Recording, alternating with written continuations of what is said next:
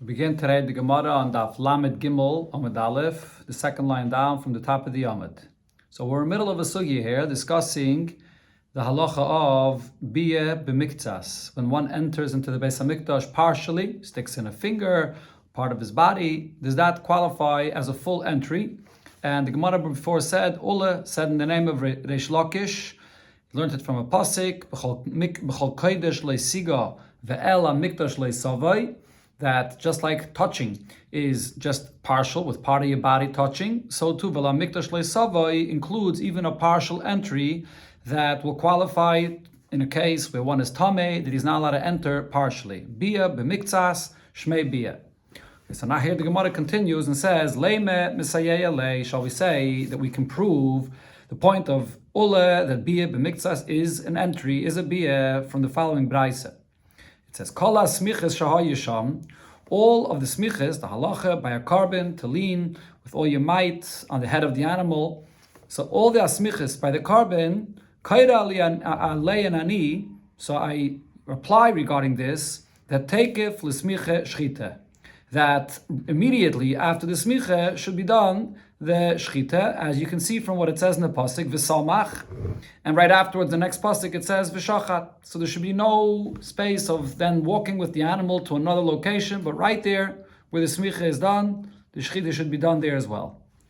Chutz mizu, besides this one, which is the carbon asham by a metzayre, that he may not enter to do the smicha. Shahaisa b'shar nikner, so therefore the only place that it's possible for him to do the smicha is if the animal is brought out into the gate of shar nikner, which was at the mizrach of the azara, and the mitzayre would stand there in the thickness of the doorway of shar nikner. Sorry, because that does not have the kedusha of the azara, as Rashi brings from what the Gemara says in Psachim, that by the mitzayre that has to stick in his fingers for the kohen to put the blood on his fingers or oil on his fingers, he would stand in the entryway, and like that he's able to stick in his fingers. And that entryway itself was not kodesh. So if so, that's the place where he could do the smicha on the carbon to bring it into that place. And so the Gemara continues, She'ei mitzayre yochel likanes l'sham. The mitzayre cannot enter into the azara itself ad shemazan olav midam chatasa midam hashamay, until they spray on him. What Rashi actually says, it doesn't literally mean to spray on him, but they place on the bayan of the yad and so on from the blood of the asham in order for him to be pure, to be able to enter. So that means then that the smicha has to be in that place by the entryway, but then you have to bring the animal into the azare north of the mizbeach, the tzafim, in order to shecht it. So it's not the same place. So the shchita cannot be right after the smicha. The question is, if you're going to say that entering partially does not count as entering, so if so, it could be done in a way where at the exact same spot where the smicha is done, the shchita will be done right there. How?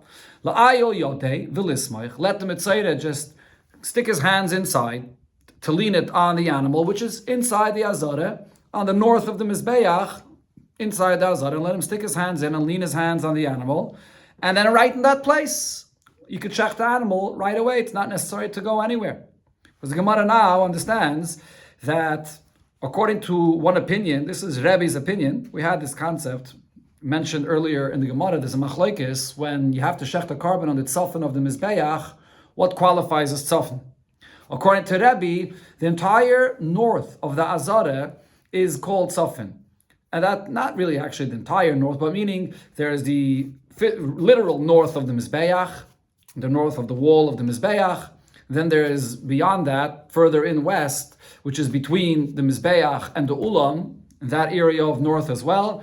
And then further out, in front of the mizbeach, between the mizbeach and the eastern wall of the azara, that area of north is also included in the space of tzafin where you could check the carbon.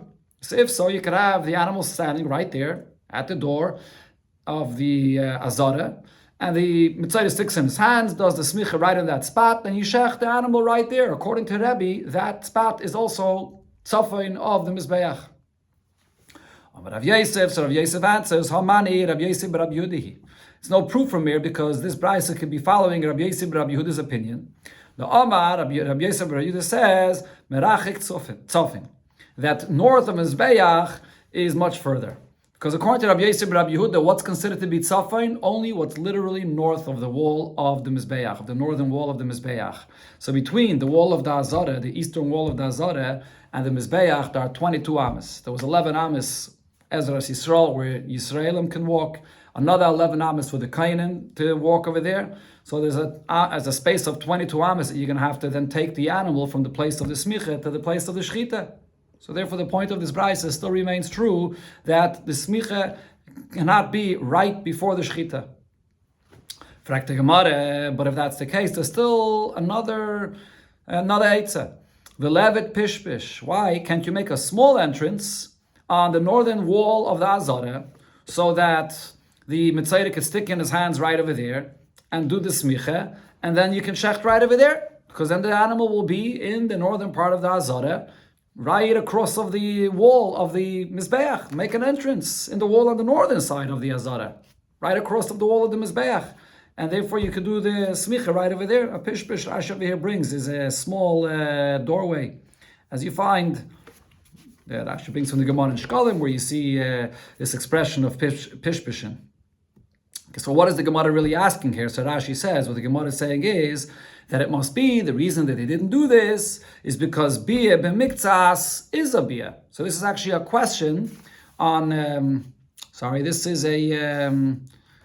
This proves the point that Ula said that bia b'miktsas shma bia, that the reason why they didn't make that small doorway in order for him to place his hands inside there is because then it will be a partial entry and the mitzayra may not enter. So this still proves the point of Ula. So the Gemara answers, Abaye v'Rava domri tarvayu. Abaye and Rava both answered that it's not possible to make another small door here on the northern wall of the Azara across to the Mizbeach, because the pasuk says regarding the Beis Hamikdash, the whole structure of the Beis Hamikdash, Hakoil b'ksav miyad Hashem olai hiskil kol melechas hatavnis, that it was all from the hands of Hashem. There was a nevuah, a prophecy that Hashem said exactly how the work and every detail of the Mishkan should be, or Beis Hamikdash rather, should be made. So therefore, to add another door is not a possibility. Ikeda Amri, another version to answer the question, or to explain what the proof of this brisa is not a proof. Rav Yosef explained the question that was asked: why can't the mitzayra just stick in his hands, partially entering, and do the smicha, and the animal is in that spot right over there, and do the shchita right there? So Rav Yosef said you can't, because kol hasoymech roishoy v'ruboy machnes. If you have to do smicha, you can't stand with your body outside and extend your hands and do smicha that way with only your hands inside. Why?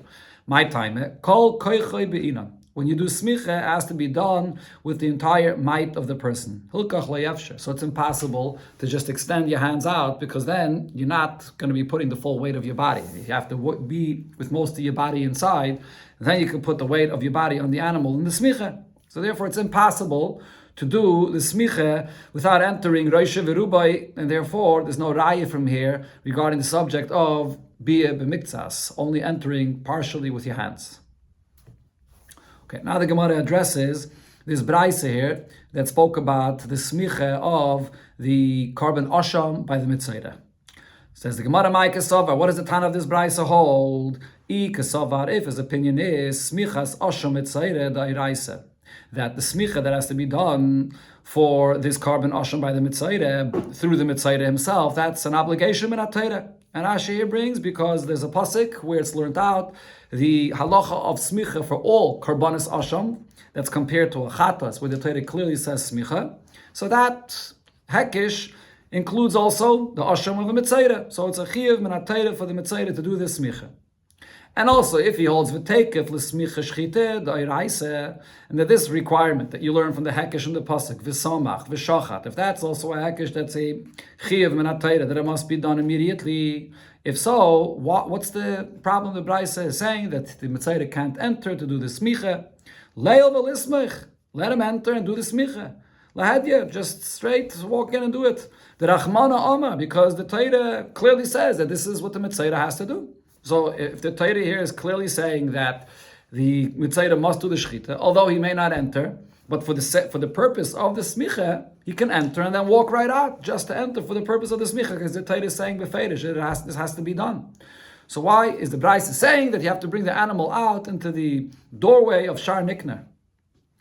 Answers the Gemara, Amar Rav Ada Bar Masna.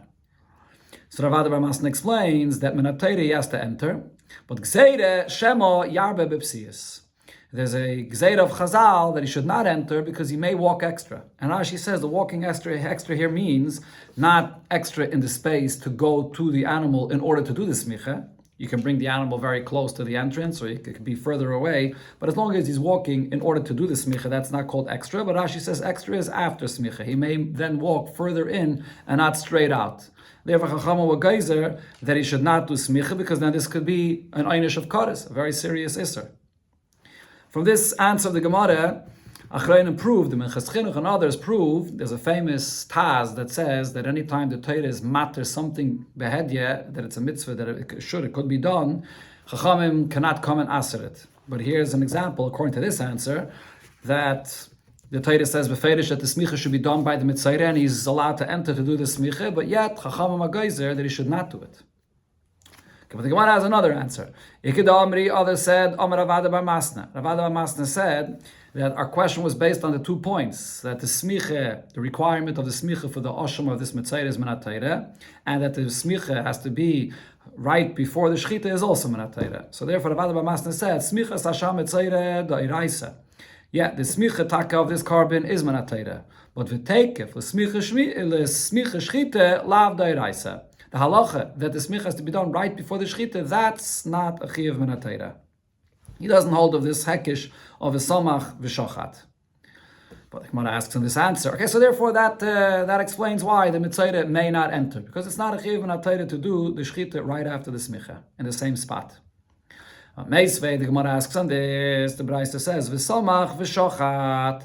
So what do we learn from the fact that the Torah says the two together? Mas smicha b'tahayren, just like the smicha has to be done with someone that's pure. Av shchita b'tahayren. So to the shchita is done with someone that's pure. So now, what does this mean? Why is it being done with someone that's pure? How do we know that smicha means has to be done by someone that's pure? Because it says l'fnei Hashem, that he has to come inside l'fnei Hashem, so it has to be with someone that's pure. So now v'i amrit lav da'iraisa, if you're going to say that this whole halacha, that the smicha has to be done, and right before the shechita is not min haTorah, b'tmei and nami mishkachas lo. So then the smicha could be done even by someone that's tamei, because you could do the smicha outside, and then afterwards you bring the animal to a different place and you bring it inside to do the shechita. So the fact that it's saying over here that has to be b'tahayrin, that means because that one that's tahir has to go inside and do the smicha right over there in the spot where the shechita is going to be done. So we see that this is a requirement min haTorah. So therefore the Gemara says, Ela Eipach. The answer of Rav Ada Bar Masna is the opposite, because there's 2 points here of the question.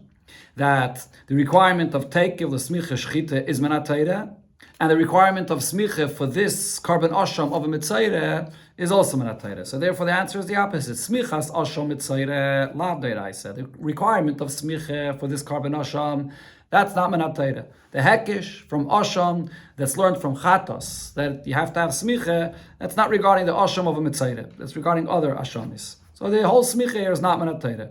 But the take of the smicha shchita deiraisa. However, the fact that it has to be right away, the smicha right before the shechita, that is min haTorah. Okay, that's the conclusion of this detail here in the Brayta that was discussing the halacha of take of the smicha shechita by the asham mitzayre. Now the Gemara goes back to another detail, which was in the beginning of this sugya regarding the halacha of biyah b'miktzas, that was on Daf Lamed Beis. Lamed Beis, the Gemara asked a question on this halacha that Ula said in the name of Reish Lakish, again, that biyah b'miktzas, if you enter partially, that's called a biyah. Question is from what it says in a Brayta regarding an individual that comes out of Pesach and he was a mitzayre, and it's the 8th day of him being a mitzayre that he has to bring his carbon today, and he has to be able to stick in his fingers inside the azara to get the tara of the blood that they placed on the fingers. The problem is, at the same time, he also is a balkeri, and which has to tevel on that day, and he's a tvul yoim. And for a tvul yoim, it's a chi of kares as well for him to enter into the azara. That's the opinion of the Tan of the Braisa before. So the Braisa says that the Korban Pesach is kares.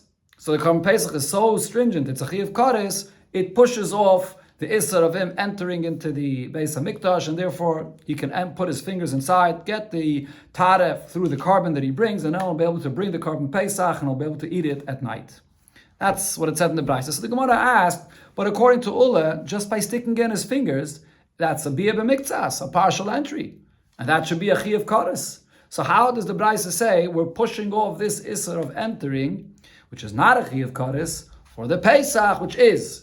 But bia b'miktzas, but just by putting in his fingers, that's also a chi of kares. So how are we pushing that off for the Pesach? That was the Gemara's question. Earlier, the Gemara gave an answer for this question, but here the Gemara brings a different answer. Ravina says, and very short, the answer is le'inyan malkus itmer. This halacha that Ula said before, that bia b'miktzas is considered to be an entry, that doesn't mean that it's with its full stringency that you would be chai of kares. He only said this regarding the fact that you would get malchus for this, but not for kares. And that's why the Braisa was saying that the Korban Pesach is a chi of kares. Well, just sticking in his fingers is only a lav, and therefore the chi of kares of the Korban Pesach pushes off this, that he's able to stick in his fingers to get the tara that he needs as a mitzayda to be able to eat from the Korban Pesach. Okay, now the Gemara continues and addresses the pasuk, which was the source that Ule brought in the name of Rish Lakish, that teaches us that a partial entry, bia b'miktzas, is considered to be a bia. So as I mentioned in the beginning, that pasuk was b'chol kodesh leisiga ve'el hamikdash leisavei. Do not touch a kodesh when you're tamei, and don't enter into the Beis HaMikdash. So we compare the two to say that even partial entry is also a bia. But now here the Gemara brings that there's another opinion about what you darshan from that pasuk, and according to Rish Lakish actually. When Ravin came on Rabavo, so Ravin said in the name of Rabavo that le'inyan tomei shenaga b'kodesh itmer. That pasuk, Rish Lakish did not learn from there the halacha of bia b'miktzas. He learned from there the halacha about malchus for someone that's tomei that touched kodesh. Why? Where do we see this? Because the itmar we learned the machlekes about this. Tomei shenaga b'kodesh, a person that's tomei that touches a carbon, kachim. Rish Lakish says there's malchus for this. And Rabbi Yochanan says, although it's aser, but there's no malchus for this. Rish Lakish because of this pasuk. B'chol kodesh lo yisiga. This pasuk b'chol kodesh lo yisiga is coming to say that if you touch kodesh, you get malchus. Not to touch kodesh. Rabbi Yochanan says that there is no malchus. Why? Because ahu betrumiksiv. In the context of this pasuk, you could see that it's not talking about a carbon, about kachim, but it's talking about truma. As Rashi brings, because in the end of the pasuk it says ad melois yemei tahara, which means that you have to wait until you go to the mikveh, and then evening, then you could come and eat, or you could touch kachim. That is no, but actually here the point is it can't be talking about kachim. Because regarding kachim, when you speak about azov that has to wait 7 days, and then afterwards it's not enough to wait until at night. Then you have to bring a carbon in order to be allowed to eat from kachim. Truma you can eat at that night, and that's what this pasuk is saying here. Ad melois yemei Torah. So then it's speaking about truma. That's what you see in the context of the pasuk. Okay, but Rish Lakish though says that this pasuk is speaking about one that touches kachim. Okay, the Gemara asks on Rish Lakish's opinion, but Rish Lakish, according to Rish Lakish, is this pasuk speaking about malchus for one that touches kachim? But we see Rish Lakish himself learns from this pasuk something else.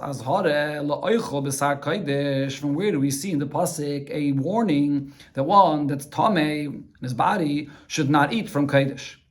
The itmar we learned that's the machlekes about this. From where do I know that there's a warning that one should not eat from kachim when he's tamei? So now, when one eats from kachim when he's tamei, the pasuk clearly says that there's a chi of kares for this. But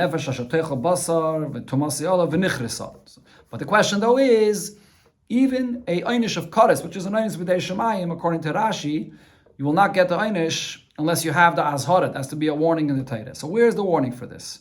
So Reish Lakish Amar b'chol kodesh leisiga. This pasuk b'chol kodesh leisiga does not mean touching, but it means not to eat from the kachim. And the Gemara will soon explain why we're saying that it means eating. Rabbi Yochanan says, Toni Bardla. Bardla taught the sources that Asye tum asay mi bias mikdash. We have Gzeir from the term tum asay olav, that it says here when one eats from kacha when he's tameh, and the term tum asay that it says regarding someone that enters into the Beis HaMikdash when he is tameh. Ma'ala halon, just like when he enters into the Beis HaMikdash, onash vehizir. There the Torah clearly says not only the punishment of kares, but it also says the warning that he may not enter. So to over here, afkan onash vehizir. When the Torah says the kares, it says v'nichresa. It doesn't clearly say a warning, but the Gzeir Shaveh brings over that over here it's also considered to be a warning for not eating from kachim when one is tameh. Okay, so we see over here that according to Reish Lakish, this pasuk is coming to teach about someone that's eating from kodesh, not someone that's touching the kodesh to be chayiv malchus for this. Okay, so the Gemara says, with the afke, one second, where am I over here in the Lashon of the Gemara? So again, Tumaz Amamiz, Malal and Onish Vehizir, Afkan Onish Vehizir. Okay, says the Gemara, Tomei, Shanoga Kodesh. The answer is, the second detail that Reish Lakish learns from here, not only that if you eat from Kodesh, there's a warning to be chayiv kares for this, but also to touch, to be chayiv malchus. How do we know to learn from the very same pasuk? With the afke, Rachmane, Beloshen Negiah. It's because the Torah does, after all, use the expression of touching. Although the main kavanah of the pasuk, as we learn from context, as we'll see in a moment, is regarding eating, but it still uses the term of negiah. So that adds also to learn out malchus for one that touches kodesh. Azhare la'eichel. What's the warning for one that eats kodesh? How do I know that that's what the pasuk is talking about? Mid'iskesh kodesh lamikdash. That's from the context of the pasuk that I see that it's comparing kodesh to one that enters into the Beis HaMikdash. Just like by entering to the Beis HaMikdash, it's talking about someone that is chayiv kares. So too, when it speaks about the Kodesh Leisiga, it's referring to someone that's chayiv kares. And that's not regarding someone that touches kachim. By touching kachim, there's no kares. It's only by eating, as the pasuk clearly says. If you eat teichal b'sar mizevach hashlamim v'tomasei olav, then v'nichrisa. So therefore, from the context, we see that it's talking only about a case of kares, which is the achila of kodesh by one that's tameh. So the Gemara Tanya Kvasei Reish Lakish. We learned in a brayso the way Reish Lakish darshans this pasuk. V'chol kodesh leisiga azhara la'oichel. It's even though it says not to touch, but it's a warning for one that eats from kodesh. You're saying it's a warning for eating. Maybe it means literally only one that touches. That's what the pasuk is speaking about. Tamad loyme v'chol kodesh leisiga ve'el hamikdash loisave. Makish kodesh lemikdash. So I compare the two, the eating, or when it speaks about kodesh, to entering into the Beis HaMikdash. Ma mikdash davish yesh bei netilas neshama. Just like regarding entering to the Beis HaMikdash, then one is chayiv kares. Av kodesh davish yesh bei netilas neshama. So too when it says the halacha regarding chol kodesh leisiga, it doesn't mean to touch. It means something that you would be chayiv kares, which is netilas neshama. V'hi b'nigeya netilas neshama miyikeh. Regarding touching kodesh, there's no chiyuv of kares, ela b'achila. So it must be speaking about achila. So we see here from Reish Lakish that the brayso is saying that you learn out that from this pasuk the achila because of the context of the pasuk. Okay, well now the Gemara says there's another point yet that we see that Reish Lakish learned from this pasuk v'chol kodesh leisiga. V'akati, but still mibayale, you need to learn from this pasuk yet another point. Regarding a person that's tamei, that eats from the buzz of the carbon, and that's even before zrike. So the pasuk is teaching me regarding after zrike. After the zrike, then there's a chi of kares if you eat from it, and it's then that this pasuk is coming to give a warning. But here, Reish Lakish says that you learn from this regarding before zrike. That's another case, another detail. As we learned that Reish Lakish said, if he eats from the carbon before zrike, now the difference between before zrike and after zrike is that before zrike it's not fit to eat yet. You're not allowed to eat until the kapara is done with the zrike. After zrike is when you can eat from it. So even before zrike, Reish Lakish says, Reish Lakish amaloike. you get malchus. Rabbi Yochanan Amar ein loiker. Rabbi Yochanan says there's no malchus. Now, the Shlakish Amar loiker. The Shlakish says there is malchus because kol kodesh lo siga. When it says not to touch kodesh, and it means not to eat, as we explained before, but that's loishna lifnei zrike, v'loishna lachas zrike. It's no difference if it's before zrike or after zrike. Rabbi Yochanan Amar ein loiker. Rabbi Yochanan says there's no malchus because Kedutani Bardala. What's the source for the warning for one that eats from Kaidesh, as we quoted before, that Rabbi Yochanan brought from Bardala, that we learned from Exeid Shava? Asya Tumasai, we learned from Exeid Shava of one that enters into the Beis HaMikdash when he's Tamei, V'chi Kasav Hahula Chazrike. So therefore, that Exeid Shava is only after Zrike. As Rashi explains, because only after Zrike is there a chiyuv of Kares if you eat from Kaidesh. And the Gemara in Menachos explains it, that you see it from the context of the pasuk, that it's talking about a time when that you could eat from the bas already. The zrika was done already. This person, in this time after the zrika, when you're allowed to eat from it, then he goes and he eats. When he's tamei, then he's chayiv kares. Now we learn out from the Gzeir Shaveh of Tumasai by one that enters into the Beis HaMikdash, which is also a chiyav of kares. So this Gzeir Shaveh is only regarding a case of chiyav kares. That's after the zrika. But eating from the carbon when one is tamei before the zrika, when you can't even eat yet at all, it's not part of this Gzeir Shaveh. Okay, but now the question though is regarding the Shlakish. The Shlakish says that we learn just from the pasuk B'chol Kodesh Leisiga, also regarding before zrika. But the question is, how are we learning regarding before zrika? If the pasuk is coming to teach specifically regarding after zrika. As we explained before, that simply the context of the pasuk is speaking about a case of netilas neshama, just like entering into the Beis HaMikdash where there's a chi of kares, and that should be after zrika. So how is he learning from here that this also includes a tomei that ate even before the zrika of the dam? Answers the Gemara that the reason is hahu imkain. That is a imkain. If we would only be learning from this pasuk regarding after zrika. That b'kaidesh leisiga, which means you shouldn't eat from kaidesh after the zrika of the dam when it's the time that it's fit to eat from it. My b'chol kaidesh, the extra word of b'chol, is coming to say shmam yina tarti. I can learn a second point from here that even before the time of the zrika is also going to be usher to eat from the carbon.